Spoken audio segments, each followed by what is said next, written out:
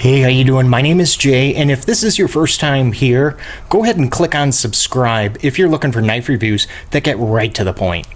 This is the ABKT Wart Hog, and it was sent to me by my friends over at American Buffalo Knife and Tool. They sent it to the channel so I could go ahead and review it for all of you. Now, ABKT is also responsible for some of these knives that might look familiar to you, and they should, because I have reviewed them. At the end of this video, you look up to the corner, yep, right there, you click on that icon, and you could watch any of those previous knife reviews. Let's quickly go ahead and take care of the size comparison so you guys can get an idea of what we're really working with today. And we're going to start with the Benchmade 940. Next is going to be the Kaiser Gemini. Here's one that also has a D2 steel blade, that being the Ganzo Firebird FH21. And we'll finish up this section with, well, everybody's friend, right? The Spyderco Paramilitary 2. The first feature on this knife that had actually caught my eye was that gorgeous utilitarian sheepsfoot blade shape.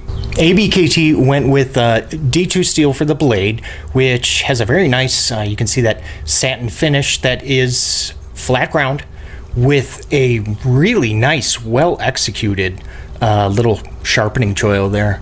And the action with this flipper tab is it's excellent. Now, also you can see it does feature a thumb hole as well. And deploying it with that method, it's okay. I definitely prefer the flipper if I had a choice, but I really think that has more to do with the location of this thumb hole, which we are going to talk about. A nice little attention to detail is look at that thumb hole, and yeah, it is completely chamfered. Now that's impressive. And the detent on, well, at least my example, I'm going to turn it upside down because, you know, if you're going to be able to shake it loose, it's going to be upside down. And nope, very nice, strong detent, unable to shake that open. And the ball bearing pivot that this blade is riding on really makes closing the knife. Man, is that a good time. And oh, by the way, the pivot screws completely tightened down, and it still has action like that. So of course you're able to do that thumbnail closure that a lot of us like to do. Oh yeah, very easy to accomplish. Now once you whip out that blade, you can see that the liner is locking up, let's call it about 30%, and the blade is completely centered. The 4.5 inch long G10 scales are very, very comfortable, and that's for, well, a few reasons. If you stare down the sights there, you can see it does have just the slightest contoured shape going on, and of course there are no sharp edges anywhere on this handle. Now I wear a medium-sized glove, and you can see, oh yeah, I can fit all my fingers on this 1/2 inch thick handle.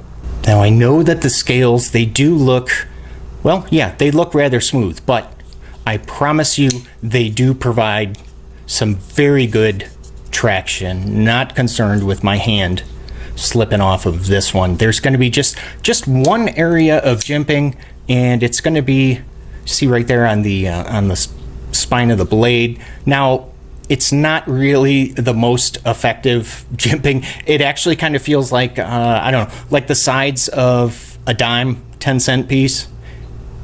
Yeah, I think that you are really going to appreciate this next feature. And as you can see, it is it's a deep carry, tip up only pocket clip that's going to be for righties.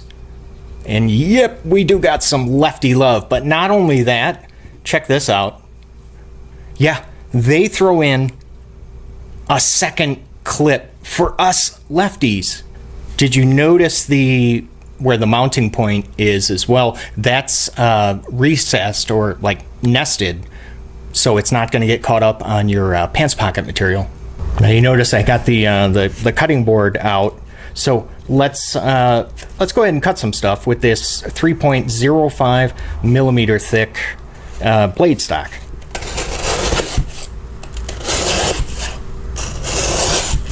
Oh yeah, oh yeah, I like that. Before we go ahead and check out the weight, I just want to show you, you can see for the most part it is going to be closed construction with that back spacer taking up quite a bit of room. And if you look here on the inside, yeah, right there, yep, you see those pockets. They did go ahead and skeletonize this in an effort to reduce the weight. Let's see how well they did. They did pretty darn good. 3.9 ounces, which is going to be roughly the equivalent of 1, 2, 3, 4, 5. How is it with 4? Yeah, I always like to overestimate. 5 AA batteries, or, oh, look at that, the exact same weight as the Spyderco PM2. Before we get to my potential deal breakers, I do have a question for you. If you could just answer in the comment section down below. All I would like to know is, what is your absolute favorite knife with multiple deployment options, different ways that you can deploy the blade? I'll give you 2 of mine, the Viper Vox Fortis and the Spyderco Domino. Let me know yours. I actually only have 2 potential deal breakers, and the first one is regarding this flipper tab. It's a little on the large size, and if you can see what I mean, because when you're cutting, you go to cut on a flat surface, you're really only going to be making contact towards the tip of that blade. So yeah, I would say either make that a little smaller, or geez, probably could even just get rid of it altogether. And my second potential deal breaker is regarding this thumb hole, specifically the location of it. It just looks a little bit strange where they put it. I mean, it still functions, I mean, just fine, and I understand why it's located where it is, because it really makes slow rolling this knife open really, really easy to do. And you know what? Something I didn't try yet. Let's see. Oh yeah, Spidey flicking it. Not too bad. So really it has more to do with aesthetics than anything else. The ABKT Elite Wart Hog appeals to me because of its very unique appearance. I mean, you just do not see a blade shape like this every day, which is why I really believe that this can, of course, function as an everyday carry. But what do you think? Maybe in like a rescue type of a role because of the shape at the tip?